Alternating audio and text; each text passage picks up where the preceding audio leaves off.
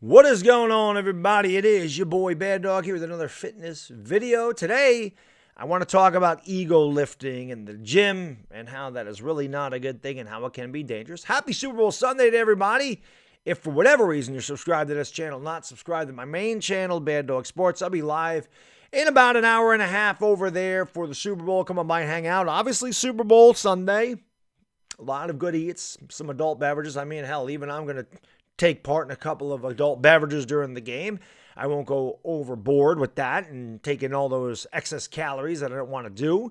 But you know what? If you work hard and you want to take a day and just enjoy yourself, today is the day for that, So enjoy the Super Bowl, whatever you may be doing today. I do want to talk about ego lifting at the gym because I see this a lot, and I saw it yesterday. And really the ego lifting thing, it seems like it's more of a younger crowd thing. And the reason being is this. And believe it or not, I was once 19, 20, 21 years old. I was once young. It was a long time ago. But yeah, I was once a young guy.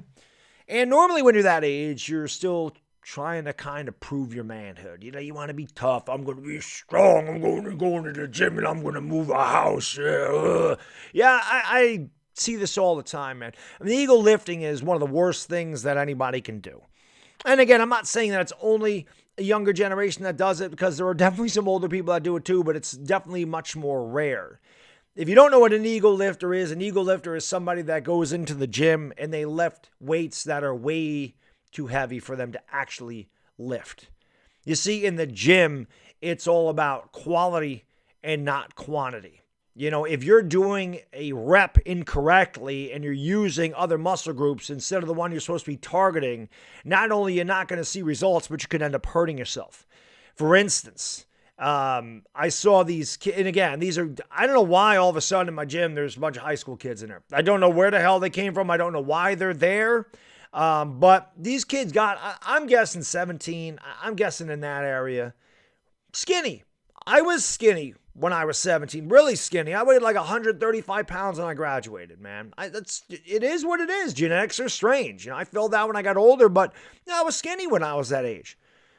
But these kids are on they're on a cable machine doing flies, and decline flies. When you do a decline fly, I'm not going to stand up and do it, but when you do that, your arms should be down here by your knees, and you should be squeezing your chest. You should be able to feel your chest squeeze. Your arms should be way down there. I saw these kids taking the handles and they're doing this. Now this is not correct form at all. Your hands shouldn't be up here because you're not strong enough to bring them down there. They would do maybe a rep or two, and then, bam, they'd let the weight fly back. And number one, you're going to break the machine doing that. And if you can't control the weight and the weight's controlling you, it's way too heavy. Way too heavy for them kids.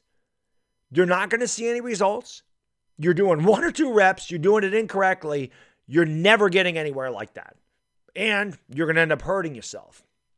You see, the problem with a lot of people that ego lift is this. They go in there and they're either trying to show off or they're trying to compete with other people in the gym. And this is the biggest mistake anybody can make.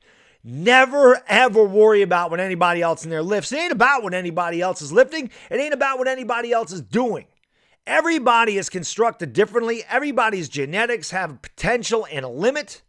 And you can only do what your body allows you to do. You know what I mean? Listen, I saw a guy, this was a couple months ago, and this is a true story.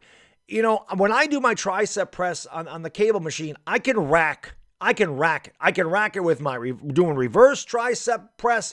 I can rack it with angle press, and I can rack it with straight press. I'm working out for 11 years. My triceps are trained to lift that weight. It took me a long time to get there, but that's where they are now. And I literally saw a guy probably 6'2", 6'3", 225, 230 pounds. Not in shape. Wasn't in shape, but he's bigger than me. And he literally watched me walk away from the machine. He looked at the weight. He looked at me and thought to himself, that little guy can do that. I can do that. And he couldn't even pull it down. He couldn't even move the thing. And then he had to move it back. That's a classic example of ego lifting. That's a classic example of, look at this guy, I can do that. No. Looks can be deceiving. And it shouldn't matter what the hell I'm lifting. Whether I'm lifting 2 plates or the entire rack, that shouldn't have any bearing on what somebody else is lifting. And what somebody else is lifting shouldn't have any bearing on what you lift. You know your body. Your body will tell you what you can and can't do. And that's the only thing that should matter to you, is competing against yourself and doing what's best for yourself. I can give everybody my workout regimens, but that may not work for you. It may be something different.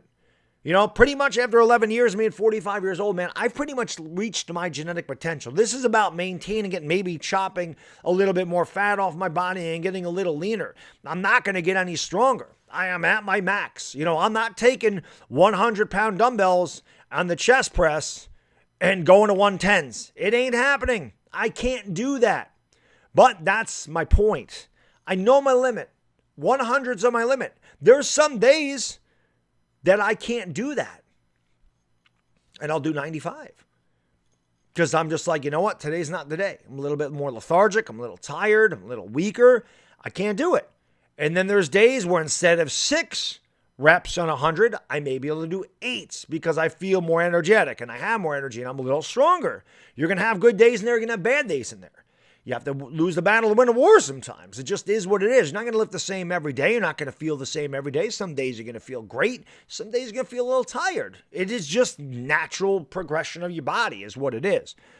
But, you know, my point in this video is, man, don't ever worry about what other people are doing in there. Because I'm going to be honest, nobody really notices what you do unless you're doing it really badly, like really poorly. The only reason I noticed those kids doing that yesterday was because the plates slammed back. And when it first happened, I thought somebody got hurt because it makes a loud noise when you just let the thing go. You know, most of the time kids, they break the machine and then I'm really pissed off because now I can't use the machine. But that drew attention to it. And I'm like, what the hell are they doing over there? And then I saw that and I'm like, that's what they're doing over there. And I'm not the person to go over there and go, you guys are going to hurt yourself. That's what's going to happen. You're not going to see any results and you're going to hurt yourself. I don't do that. I just kind of mind my own business. But it's that type of thing where when you're doing something completely wrong, people will notice that. I think I put a video on Instagram of a guy curling in the squat rack, which, why you curl in the squat rack? I mean, that's rule number 1. Don't curl in the squat rack. Squat racks are your legs. But the guy was curling. It was way too much for him. And he was using his entire lower back to pull the weight back instead of using his biceps, which is what a curl is used for. Don't ego lift. Don't compete with anybody else. Compete with yourself. If you're just starting out, don't go in that gym going, oh, I'm strong. I can curl 80 pounds on a preacher bench, because maybe you can't. The best way to do this, start light. If you're going to, I'm just using the preacher curl, for example. Start off with 40 pounds. Start off with a 40-pound barbell. If it's too light, move up. It's much easier to move up, but you have to gauge where you are. Don't go in there and think you're going to conquer the world on your first day and take an 80-pound dumbbell and then pull the thing wrong and rip your bicep off your arm. Because then you're not going to be able to go down from that. It's always better to start off light and move your way up. Don't go the other way around. Don't ego lift. Don't compete with anybody else but yourself. It's always about quality over quantity. It's about form. That's going to get you to where you want to be faster than anything else. Ego lifting isn't going to do anything, like I said, but get you hurt. And that's a fact. Anyway, that's all I got in this video. Enjoy your Super Bowl Sunday, whatever you may be doing today, and I'll see you next time. It's Bad Diggity Dizzle, out. Peace.